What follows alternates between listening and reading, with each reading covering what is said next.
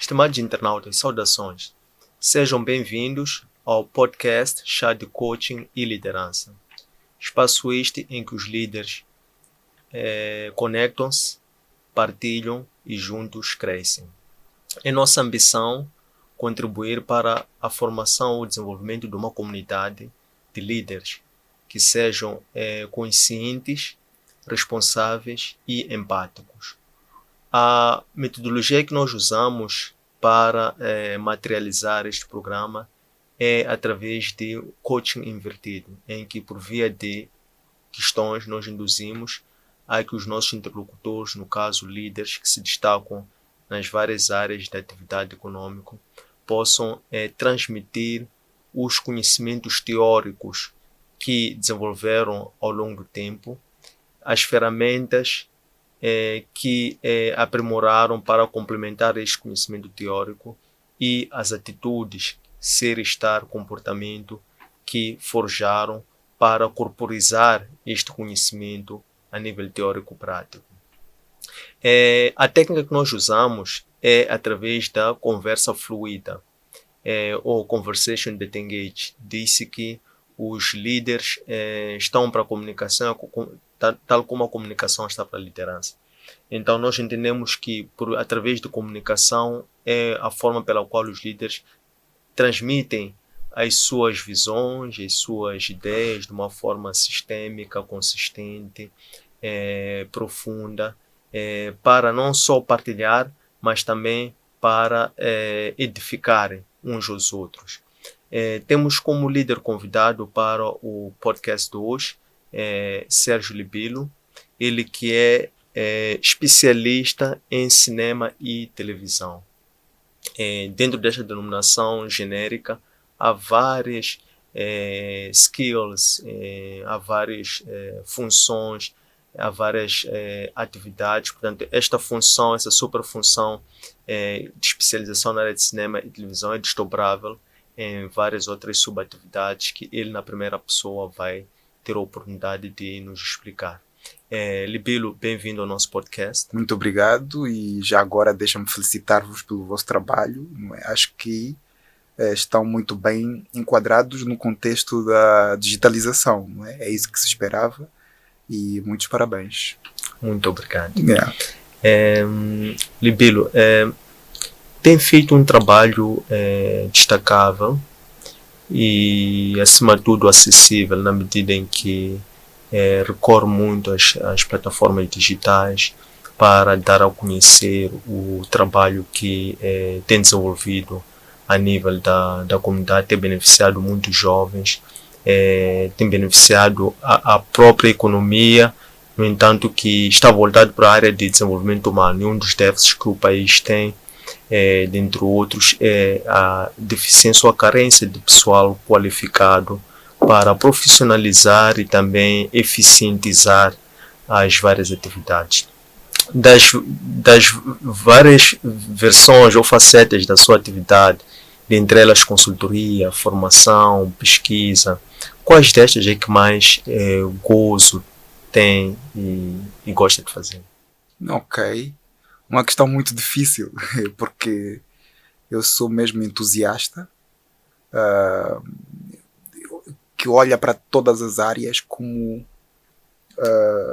uma forma de expressar-se, não é? Eu sempre me expresso, mas acredito que terei de enquadrar em fases. Eu comecei há 18 anos e quando comecei era entusiasta e amava operar câmaras, mas depois fui desenvolvendo, comecei a gostar de dirigir filmes quando aprendi a editar, porque acreditamos que um editor de vídeos está mais próximo de dirigir filmes por causa das questões narrativas que acaba tendo percepção. E depois comecei a gostar de escrever roteiros, guiões. E hoje definitivamente sou entusiasta em matérias de formação.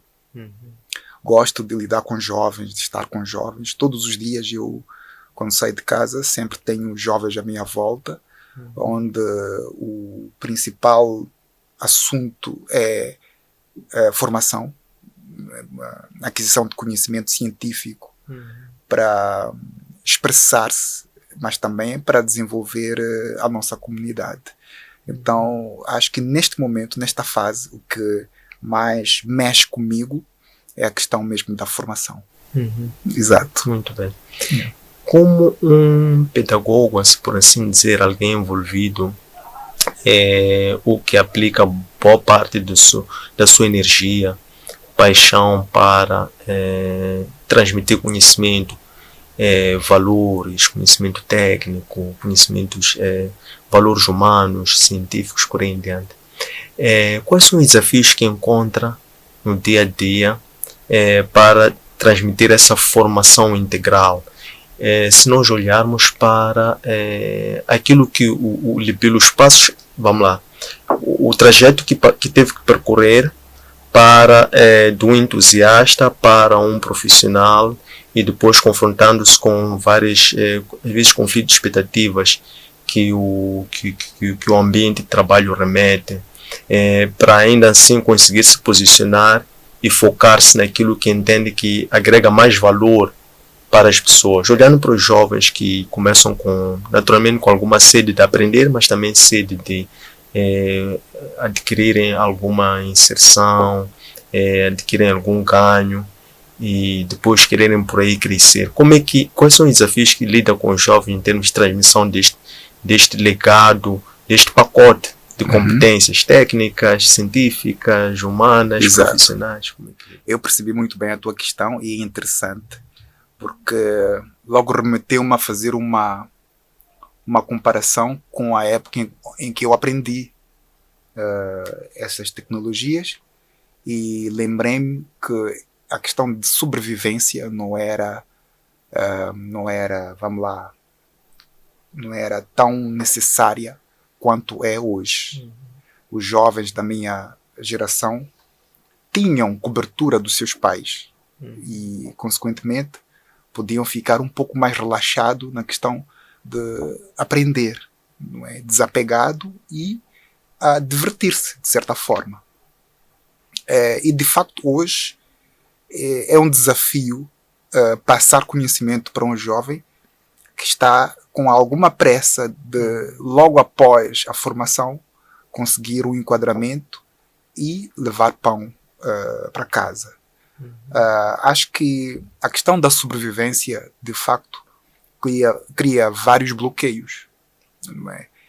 O indivíduo está ali, mas não consegue corresponder com as expectativas dos formadores, porque a nossa área é artística, não é? E ela tem vários elementos criativos, onde o indivíduo precisa ser, no mínimo, desapegado. Não é? Então, é de facto um desafio. Nós sempre tentamos, sempre que possível, transmitir essa ideia de o objetivo é de facto o conhecimento e não o que pode surgir após a formação, porque isso vai ser consequência. E, obviamente, conseguimos convencer alguns, poucos, mas conseguimos notar que a maioria mesmo não conseguimos introduzir esta maneira de ver as coisas, e isso acaba sendo problemático para os objetivos que, na verdade, não deixam de ser econômicos. Entretanto, precisam estar dentro de um sistema específico, dentro de alguma metodologia, de uma forma de ser e de estar que exige das pessoas alguma paciência. Mais nada, é só preciso ter alguma paciência. E nós falamos isso não de boca para fora. Nós, que somos os líderes, que estamos a trabalhar nesta área, adotamos esta forma de ser e de estar. Conhecemos o mercado, sabemos das dificuldades que existem, na verdade chamaríamos de desafios, não é? E temos paciência. Nós conversávamos um pouco antes de começarmos o programa, e eu dizia que nós validamos tudo o que estamos a fazer. Ou seja, o que nós estamos a fazer é o que queremos fazer e não um caminho para alcançar alguma coisa que ainda pensamos em alcançar. gostamos da ideia de fazer parte do processo. Ainda que não consigamos algumas conquistas, deixamos para que os que ainda vão aparecer e dar continuidade desfrutem daquilo que nós começamos. Então é mais ou menos assim que nós agimos diante desses jovens, desses formandos que lidam conosco. Yeah. Muito bem, interessante. Olhando assim para a indústria, cinema e televisão, enquanto uma cadeia de valor global, ou pretendendo-se que assim seja, porque ela acredito que está em construção e em reconstrução por causa da questão da digitalização, até certo ponto. Exato. Qual é o posicionamento estratégico do movimento do Libelo neste processo de reinvenção, recriação ou redefinição desta cadeia de valor da indústria do cinema? Ok. O estúdio Olhar Artístico sempre olhou para o futuro. Ou seja, na verdade, nós já estamos no futuro que previmos. É só olhar para os nossos manuais, desde 2014, que nós temos como matéria elementos ligados à digitalização, à migração digital. Com certeza, em 2014, em alguns países europeus, este movimento já tinha iniciado, mas em Moçambique estava longe de acontecer. E nós colocamos essas matérias nos nossos manuais e falamos bastante da digitalização, e hoje já aconteceu em Moçambique. Então, fora essa questão, a própria forma de ser e estar em termos técnicos, nós começamos em 2014 a preparar os jovens para este momento, em termos técnicos mesmo, conhecer os processos de transmissão televisiva em HD, por exemplo, mas também toda a postura, os equipamentos que serão usados, etc. Fora essa questão técnica, existe também a questão da produção dos conteúdos. Eu dizia que estamos à frente e continuamos à frente porque o Estúdio Olhar Artístico é, na verdade, um projeto de formação, pesquisa e produção na área do cinema e televisão, e nós temos a plena consciência de que o que está a acontecer já noutros países já há bastante tempo, não é? Estou a falar da Europa, onde a televisão gere o pessoal, não é? E gere a transmissão televisiva e delega a questão da produção de conteúdo às produtoras. Aqui em Moçambique vai acontecer. É inevitável, faz parte da evolução, não é? Os gestores de televisão que ofereceram alguma resistência a esta forma de estar terão também de colher os frutos disso, que não serão bons. Temos algumas televisões que já começaram com essa postura, não é? Principalmente dos que têm um sinal fechado, e algumas produtoras já têm essa dinâmica, mas nós temos como objetivo, já respondendo concretamente à sua questão, temos como objetivo criar um ambiente que se possa estabelecer uma indústria em Moçambique. O que isso poderia causar em termos de dinâmica? Primeiro, o que qualquer indústria causa? A possibilidade de exportar. E exportar cultura, exportar criação, exportar histórias é muito mais fácil que exportar carvão. Porque, por exemplo, para exportar a cultura moçambicana e ganhar dinheiro com isso, só preciso de uma Netflix. Não é? A logística para a exportação da cultura através do cinema e da televisão é muito mais fácil. E nós olhamos para esta componente. Então, vai haver exportação e, antes da exportação, é necessário que exista um padrão internacional. Porque ninguém compra se não tiver esse padrão. É aí onde entra a formação. Não é? Nós estamos a formar usando exatamente elementos de padrão internacional em todos os nossos cursos, queremos também que exista uma cadeia de valor, que exista outras atividades associadas às indústrias culturais e criativas que também tenham ganhos e deem o seu contributo. E por fim, queremos que mais jovens sejam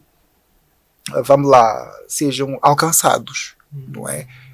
Que tudo esteja dentro do sistema e que não seja feito assim, que não beneficie num trabalho onde poucos são beneficiados e toda a gente trabalha, mas apenas um grupo de pessoas é beneficiada. Queremos que todos sejam beneficiados. Outro elemento importante para o nosso objetivo de estabelecer uma indústria cinematográfica é o fato de ser possível contar com investidores. Indústria é sinônimo de investimento. Então, se nós conseguirmos, com certeza vamos ter pessoas ou instituições, organizações que estão ali exatamente para investir e ganhar dinheiro também com investimento. Ter o comprometimento do Estado também faz parte de uma indústria e, acima de tudo, contribuir para a economia deste país. Então, esta é a nossa visão. Como disse, sabemos dos desafios que temos, do tempo que vamos precisar para isso acontecer, mas é o nosso objetivo e estamos a trabalhar e temos tido ganhos a pensar desta forma. Muito bem. Exato. Quais são as eventuais vantagens comparativas que o país oferece que justifiquem a aposta e o investimento de tempo, de recursos, estratégias, políticas, engajamento para se desenvolver uma cadeia de valor na área de cinema e televisão? Que vantagens comparativas o país possui que justifiquem uma aposta numa cadeia de valor na indústria de cinema e televisão? Sente que esta indústria é mais eficiente no que concerne a geração e distribuição de rendimentos, como esteve há bocado a dizer? Ok. Bem, nós temos, primeiro, aqui no país, temos uma época em que tudo o que falei há pouco aconteceu. Ou seja, não é algo novo. É verdade que foi numa época em que a logística era mais difícil, pelo fato de não existirem todos os elementos que existem hoje ligados à digitalização. Não é? Mas Moçambique já foi um grande produtor de cultura quando falamos de cinema. Moçambique ainda tem vestígios de uma era em que o cinema contribuía grandemente para o orçamento do Estado. É verdade, mais uma vez digo, foi antes da independência, mas já aconteceu em Moçambique. Não é? E logo após a independência também as políticas estavam voltadas para esse lado do cinema, apesar de influências já políticas, ou seja, já não se podiam contar muitas histórias de forma desapegada, eram histórias mais ligadas ao regime, não é? Se calhar isso depois começou a tornar esta área um pouco mais desinteressante, porque nós precisamos de histórias das pessoas, dos lugares, da maneira de ser e de estar, da cultura, e eventualmente também podem existir histórias políticas, mas não podia estar só restrito a isso. Mas houve momentos muito bons do cinema em Moçambique antes da independência. Olhando um pouco para alguns países africanos, eu não quero falar dos Estados Unidos ou da Índia e dos outros países que não temos como fazer uma comparação, vamos ser injustos, não é? Mas olhando para países como a África do Sul, por exemplo, principalmente para a área televisiva, eu tenho apreciado bastante a maneira como eles evoluíram e encaram a televisão como um fator importante para o desenvolvimento do país deles. A indústria televisiva está bastante estabelecida na África do Sul e eles têm grandes parcerias com inclusive com ingleses, e a televisão está estabelecida. Nota-se pela maneira como é fácil ver a televisão sul-africana a partir de Moçambique. Significa que existe um padrão internacional e facilmente nós conseguimos comprar. Sentar e ver um programa sul-africano é importar, e eles estão a exportar. E é mais ou menos o que nós queremos. A partir do momento em que vai ser tranquilo um sul-africano ver um programa moçambicano e gostar, então já começamos a andar em direção ao que buscamos. Não é? Mas se nós próprios que somos moçambicanos, ainda não estamos convencidos da qualidade dos programas que estamos a ver, então estamos muito longe. Não é? Mas também tem a Nigéria, quando falamos de cinema. Não é? A Nigéria evoluiu bastante.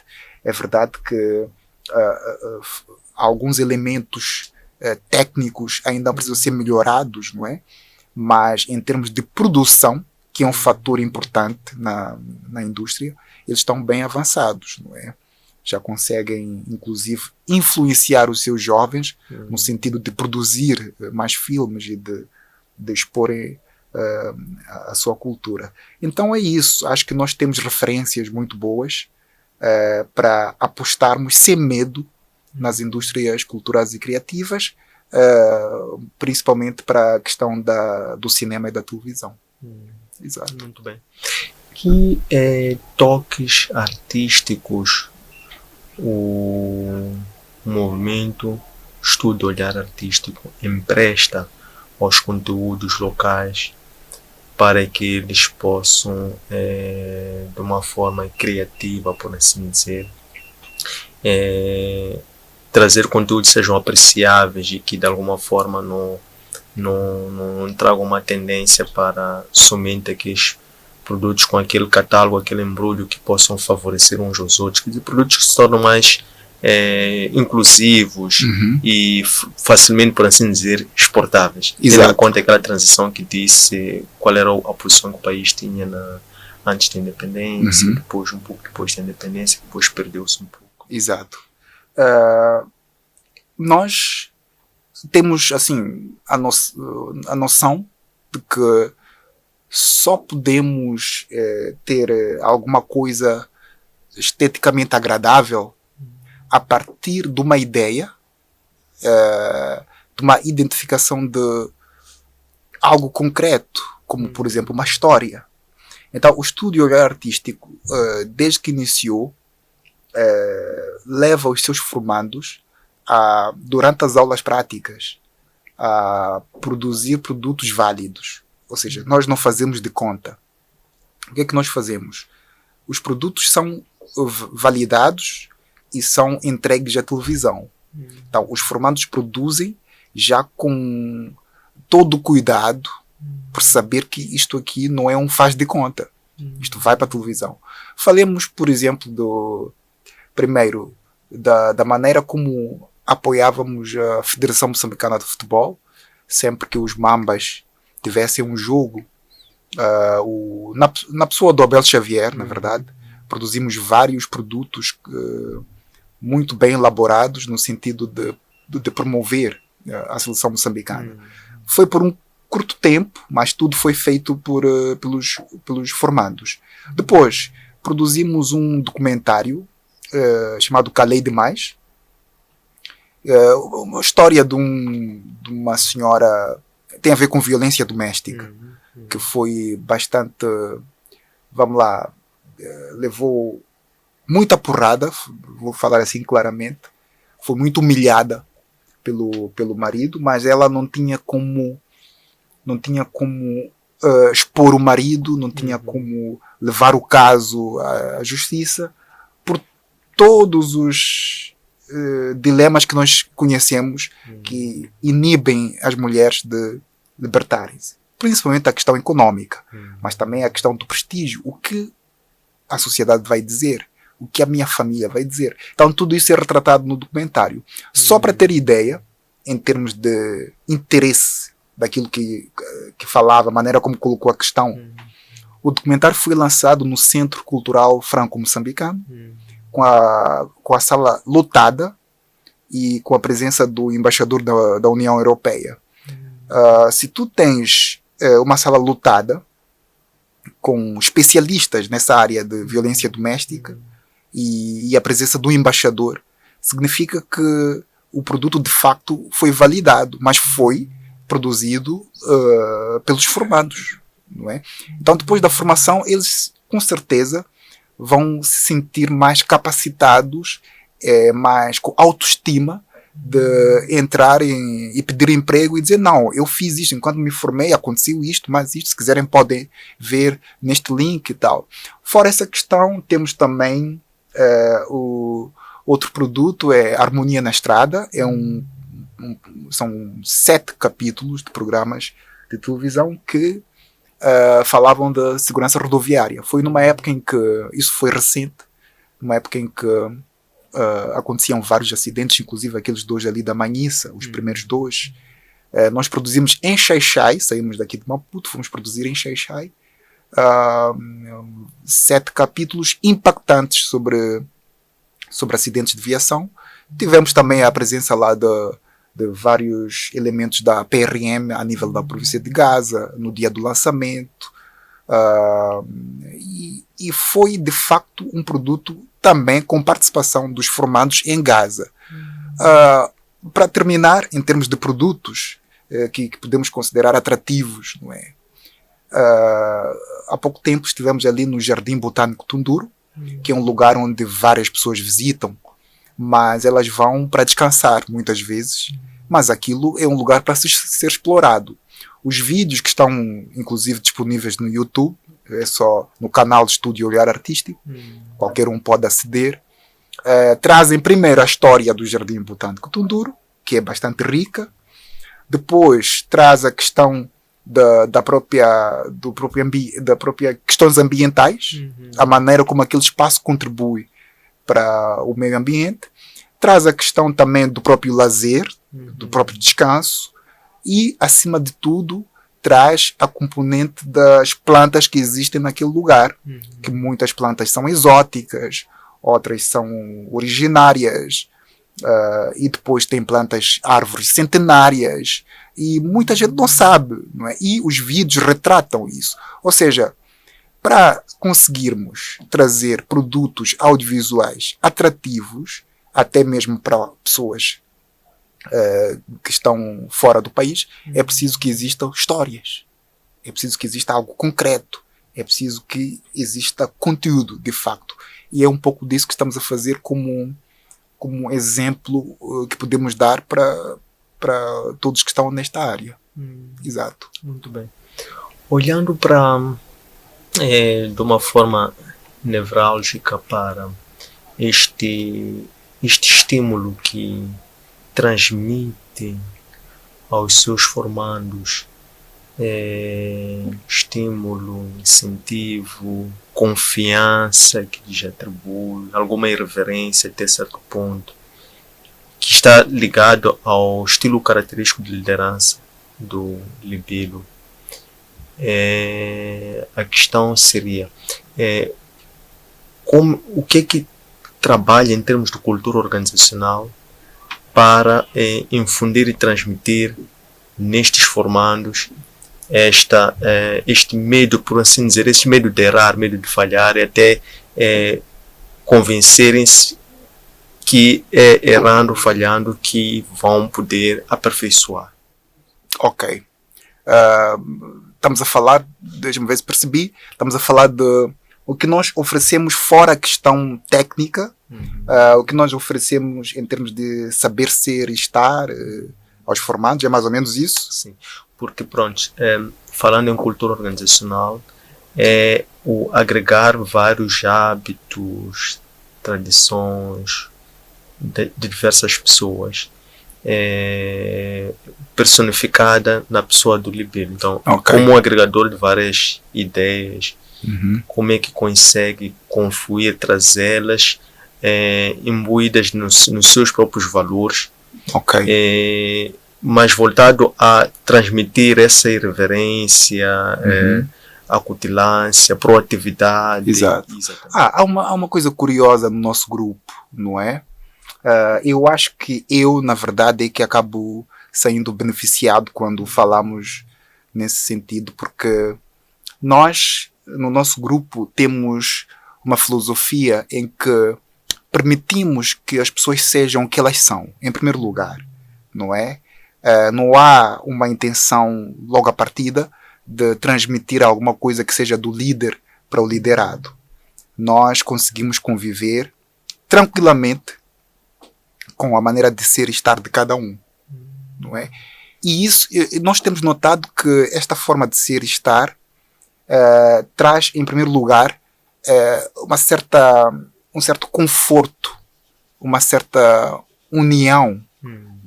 É curioso quando pessoas diferentes são unidas e nós gostamos dessa ideia. Eu próprio eu posso me considerar uma pessoa, vamos lá, de certa forma polêmica, pela minha forma de ser e estar fora do trabalho, porque quando estamos no trabalho só lidamos com o trabalho, mas fora do trabalho, quem me acompanha, por exemplo, nas redes sociais, sabe um pouco o meu posicionamento irreverente, mas no âmbito dos nossos grupos consigo compreender que cada um tem a sua própria reverência, cada um tem as suas próprias crenças e cada um se posiciona como sabe se posicionar.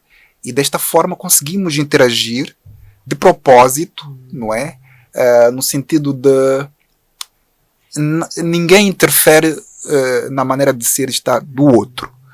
Claro que existem elementos que precisam ser acautelados por serem comuns, como por exemplo a questão que são coisas básicas, estamos a falar da questão do indivíduo ser assíduo, do indivíduo saber comportar-se, mas os elementos importantíssimos que nós apregoamos nos nossos grupos têm a ver com a questão da cultura geral.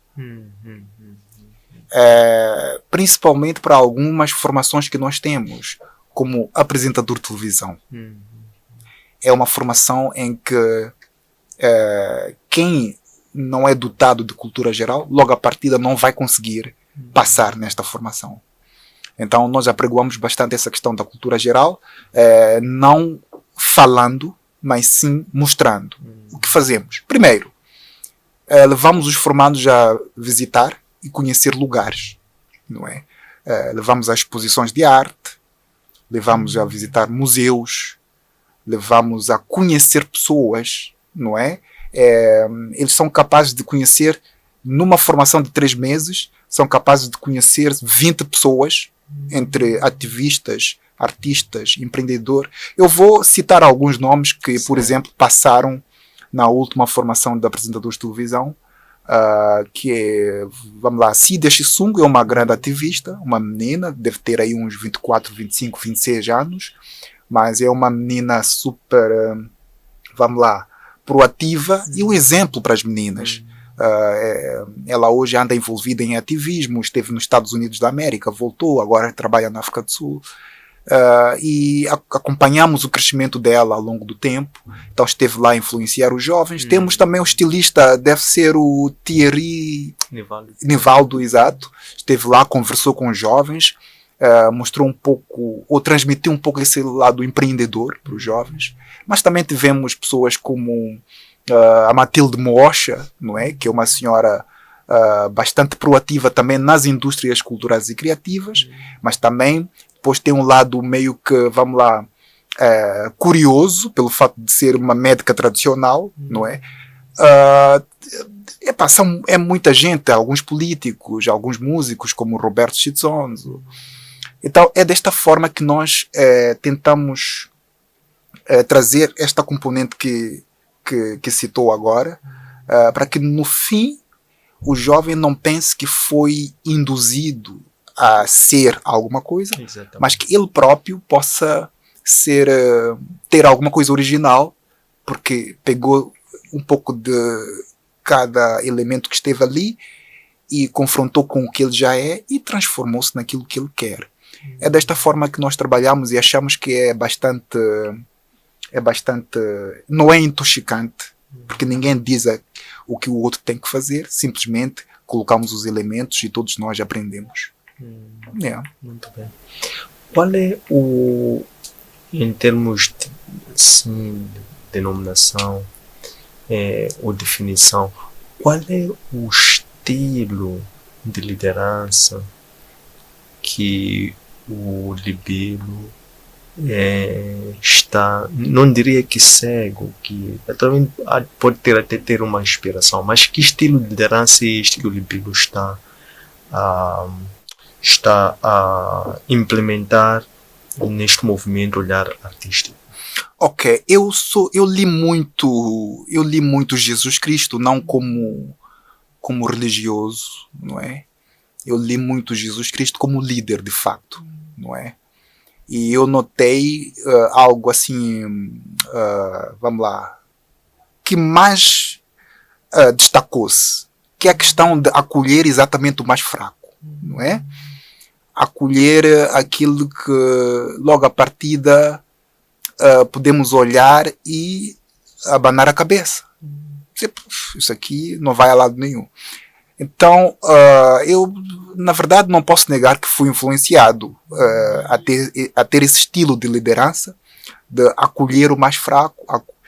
E eu só acho que só acertei em adotar esse estilo de liderança porque eu assisti casos fabulosos de jovens que logo à partida não podiam, não tinham essas condições, mas que hoje conseguiram provar o contrário. Estou a falar, por exemplo, de uma menina chamada Adélia, que eu estava em produção, na época trabalhava na agência Gulo, estava na zona da Costa do Sol, e eu achei curioso. Ela é curiosa porque ela é muito escura. Não sei que fenómeno é aquele, mas escura mesmo. Ela é curiosa. Ela não passa sem olhares 2 vezes. E logo pensei que aquilo podia ser bonito, artístico para mim, mas nem todos viam da mesma forma. Ela podia sofrer algum tipo de... Exatamente. Então aproximei e vi uma forma original de aproximar, e logo quando me aproximei já vi que de facto ali havia algum problema, porque ela fugiu, não é? E pediu para chamar os pais, eu disse, ok, vai lá chamar. E consegui aproximar, e ela acabou por chegar ao estúdio. Ela não sabia usar o computador, não é? Nunca tinha usado na vida. E quando olhei para ela, pensei em todos os dilemas que ela poderia passar. Fora essa questão do bullying, do estigma, tem a questão que as meninas, a partir dos 12, 13, 14 anos, hoje em dia passam, que é a questão das violações, dos seus direitos, que ela podia engravidar muito cedo. Pensei em tudo isso e aproximamos a menina ao estúdio, e hoje ela é formadora. Passam-se 7 anos e hoje ela é formadora. Ela forma pessoas, de facto. Hoje tem 24 anos. Quando a conheci devia ter uns 17, por aí. E outras histórias, não é? Que temos ali no estúdio. Pessoas, por exemplo, que encontramos na rua a pedir. Não é? Normalmente nós, quando passamos e o indivíduo pede para falar conosco, olhamos mais ou menos a aparência, vai pedir, e às vezes não paramos. É preciso parar, escutar e saber o que quer, e dizer, olha, eu não tenho o que tu me pedes, mas eu tenho isto, eu tenho uma formação para ti, que tal? Topas? Formação de quê? Cinema, televisão. Ok. O indivíduo foi lá, era drogado, depois de algum tempo foi influenciado por todos, porque esta componente de influência, de ser influenciado, é o mais importante para o indivíduo. Então ele chega lá, encontra outras pessoas, é influenciado, e aos poucos começa a ter como escolher, fazer escolhas. Ele faz comparações. Este grupo, eu acho que é melhor do que o grupo onde eu estou, onde só fumo, bebo. E pronto, aos poucos ele próprio toma decisões. Não precisa de nenhuma coerção, nenhuma ameaça. Ele toma decisões. E aos poucos ele safa-se, com certeza. Este jovem que eu estou a falar dele, que não adianta dizer o nome agora, hoje é um grande trabalhador, passou pelo estúdio, hoje foi trabalhar em Inhambane, e muitos outros casos em que superam a questão da formação e passa a ser algo mesmo de humanismo. No nosso grupo existe muito humanismo. Então acho que é mais ou menos isso, e com certeza esse estilo de liderança é fruto da minha leitura de 4 evangelhos, não é? 4 livros, que é Mateus, Marcos, João e Lucas, não é? E mais uma vez com uma leitura mais voltada para factos, para aquilo que se pode tirar e aplicar, e não para benefício próprio, porque eu acredito que se tiver que ser beneficiado, eu serei beneficiado pelo outro. Mas o foco é, de facto, conseguir beneficiar os que estão à volta, para que se crie um ambiente saudável, não é? Em que todos possam conseguir as coisas de forma equitativa, porque acho que é isso que importa, não é? É basicamente isso. Muito bem. Yeah. Qual é o papel do amor na missão, no propósito que o Libelo tem e carrega enquanto fundador do Estúdio Olhar Crítico? Artístico, perdão. Estúdio Olhar Artístico. Olha, nós encaramos o amor lá como algo também, vamos lá, muito prático e pragmático. Para nós, o amor não é um sentimento, não é um simples abraço, não é?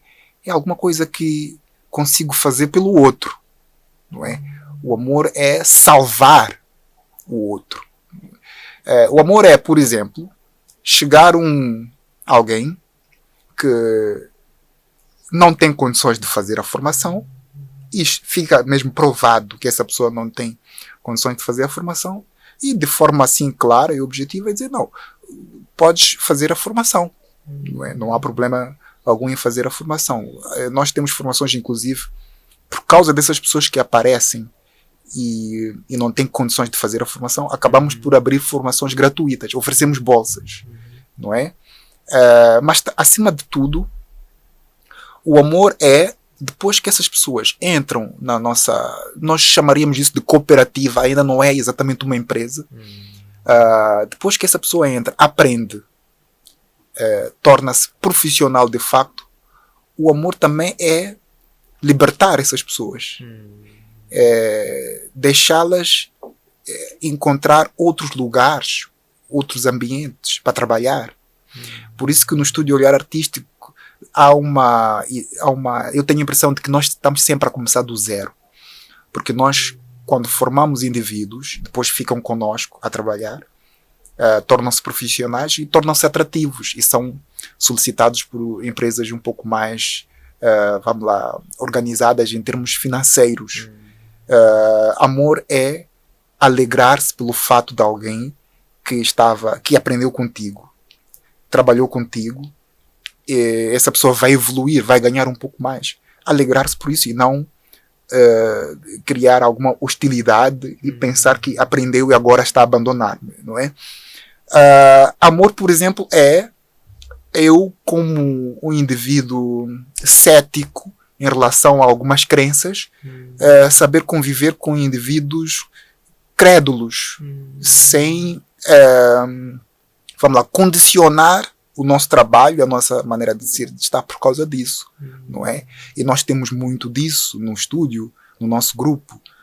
Todas as segundas-feiras, por exemplo, eu tenho o hábito de perguntar como é que o pessoal passou o final de semana, e eu sei que convivo com pessoas crédulas, todas, praticamente, se calhar sou o único que não sou, mas amor é conviver com essas pessoas, não é? É escutar, ouvir, conhecê-las e deixá-las, de certa forma, livres. Para resumir, acredito que o amor é libertar, não é? Nós, no Estúdio Olhar Artístico, nos libertamos, ninguém fica a dever nada a ninguém.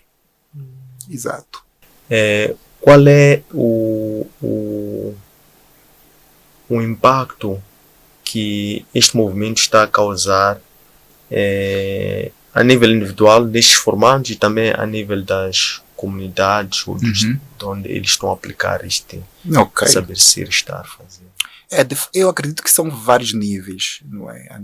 Quando falamos de impacto, o primeiro que eu tenho notado tem a ver com a questão da continuação dos estudos. No estudo olhar artístico, o critério para os indivíduos entrarem é bastante simples, só precisa de uma fotocópia do BI, mais nada. Não é necessário que o indivíduo apresente certificados de lugares que já passou a nível acadêmico, essas coisas. E isso tem sido bom porque no estúdio nós promovemos a questão da formação. O que tenho notado é que os indivíduos entram no estúdio, quando saem, depois continuam a questão acadêmica, a formação. Temos vários indivíduos que, por exemplo, depois de terem entrado no estúdio, hoje estudam estão a fazer a formação no ISARC, influenciados por nós. Estão a fazer cinema. Mas também trabalhamos muito na questão da continuação dos estudos, mesmo aqueles que estão dentro do estúdio a trabalhar. Principalmente meninas. Hoje temos meninas que estão a fazer... É uma produtora de conteúdos hoje, trabalha conosco, aprendeu lá, mas acompanhamos todo o processo do início da formação académica. Hoje está na Universidade Eduardo Mondlane, está a fazer curso de Direito, por exemplo, e acompanhamos também o aproveitamento escolar dessas pessoas. Sabemos, por exemplo, que no primeiro trimestre ela dispensou todas as cadeiras, mas porque a nível do estúdio damos essa liberdade, não é?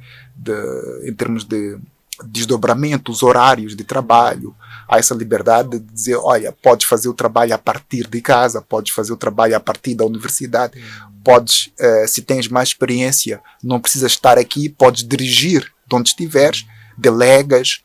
Então, acho que isto é um ganho no estúdio, a questão de continuação dos estudos, principalmente as meninas. Falando de meninas, acho que é outro elemento. Nós acolhemos bastante meninas no estúdio. Acho que nem conseguimos fazer assim, não fazemos esforço. Naturalmente as meninas aparecem por uma questão muito simples. Há um interesse da nossa parte como figura masculina em não intoxicar as meninas. Eu acho que as meninas muitas vezes fogem dos grupos por causa do ambiente que a figura masculina oferece. Certo. Estou a falar dos assédios, por exemplo. No estúdio Olhar Artístico, nós temos muita atenção em orientar os rapazes a criar um ambiente favorável para as meninas. E isso é notório porque elas enchem lá. Elas sentem-se à vontade. Inclusive, numa das certificações, tivemos o testemunho de uma menina. Naturalmente, ela levantou e disse, testemunhou que de facto é um dos grupos onde ela sentiu-se muito bem e acima de tudo segura, mesmo tendo rapazes à volta, não é? Acho que este é um elemento muito importante porque as meninas têm sido assediadas e isto já foi normalizado, não é? Elas têm sido tratadas como objetos. Os rapazes olham para as meninas como alguma coisa para adquirir, para consumir e não como um ser humano. Não é? E isso também não vai ultrapassar a questão do olhar, mas também a linguagem que se usa. Nós temos tido muito cuidado em relação a isso, como abordar uma menina, não é? E todos esses aspectos acreditamos que têm sido favoráveis não só para as meninas, mas também para nós como eu me importo muito pela maneira como sou visto, como falam de mim, como assim, depois daqui a mais algum tempo, daqui a mais alguns anos, como serei avaliado. Eu já estou ali há 8 anos e ainda não escutei nenhuma polêmica à volta daquilo que sou como pessoa, na relação com as outras, principalmente com as meninas. E isso me importa. Eu sou muito apegado à minha imagem. Então isso acaba me beneficiando a mim também. Então acho que é um pouco disto. Ok. E outros elementos que não dá para falar de todos aqui em uma hora. Não é? É isso. Se houvesse assim uma, duas coisas que o Libelo poderia querer mudar em si, o que seria, eventualmente? O que podia mudar em mim? Vamos lá. Se calhar eu sou um bocado teimoso, não é? Sou um bocado teimoso e um pouco frio nas minhas, vamos lá, abordagens. Se calhar poderia mudar um pouco isso, não é? Porque acredito que influencia um pouco as outras pessoas, não é? Ser um pouco mais moderado, porque em certas ocasiões não consigo ser moderado. Sou muito apegado às minhas crenças. Se calhar mudava isso, não sei. Não é algo que me incomode, mas para dar cobertura aos outros. Mas em termos de mudanças, é que eu olho para o meu passado e eu gosto dele. Eu olho para o meu percurso e eu gosto dele, porque acho que comecei a fazer escolhas acertadas desde cedo, e aquelas que não foram acertadas aprendi muito rapidamente e retifiquei, mesmo a nível pessoal. Eu já fui casado 2 vezes na vida. Tive escolhas muito ruins no primeiro casamento, mas depois senti que o segundo foi fabuloso, não é? Ou seja, o que não deu certo no primeiro, apliquei no segundo. Não há remorsos. Se houve no primeiro, no segundo já não há. As separações podem acontecer, mas depois não há remorsos. Ninguém fica a dever nada a ninguém. Como por exemplo, questões relacionadas a essa questão da mulher. Numa separação, as mulheres saem sempre lesadas. Primeiro por causa dos filhos, não é? Depois a questão econômica. Então, no segundo casamento, eu já me precavi dessas questões e já fui proativo em apoiar a minha ex-mulher a estudar e a trabalhar, a fazer negócio.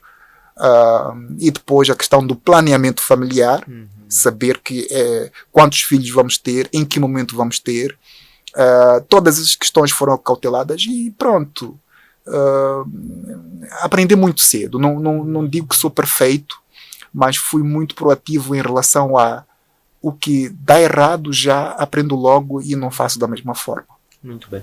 Quem foram 2 pessoas que mais lhe ajudaram a tornar-se na pessoa que é? Eu sou apreciador dos seus trabalhos, já acompanhei em algum momento a referir-se à sua mãe, não sei se realmente é uma dessas pessoas, não sei, somente queria ouvir de si. Eu ia dizer mesmo minha mãe e meu pai. Os dois são as 2 pessoas que me influenciaram bastante. Minha mãe foi pelas decisões que ela sempre tomou em relação a mim, quando ainda era muito jovem e vivia com os meus pais.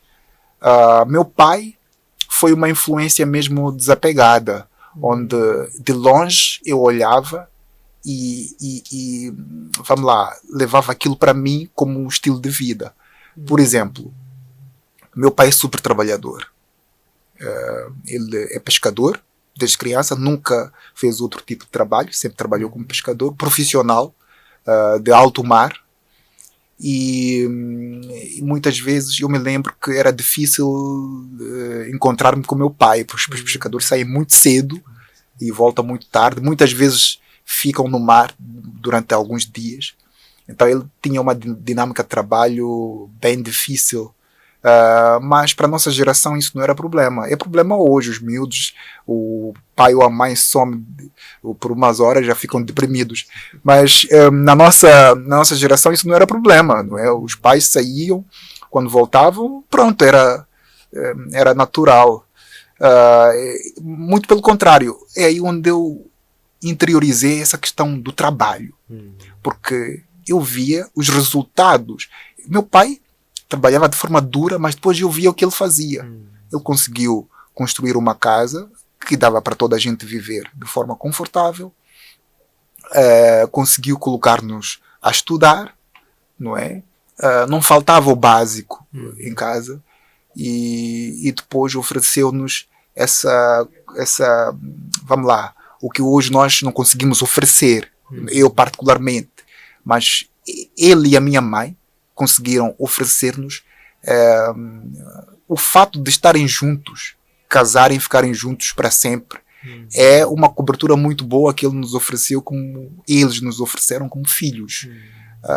É verdade que hoje a dinâmica mudou e é difícil, extremamente difícil, os casais permanecerem juntos para sempre.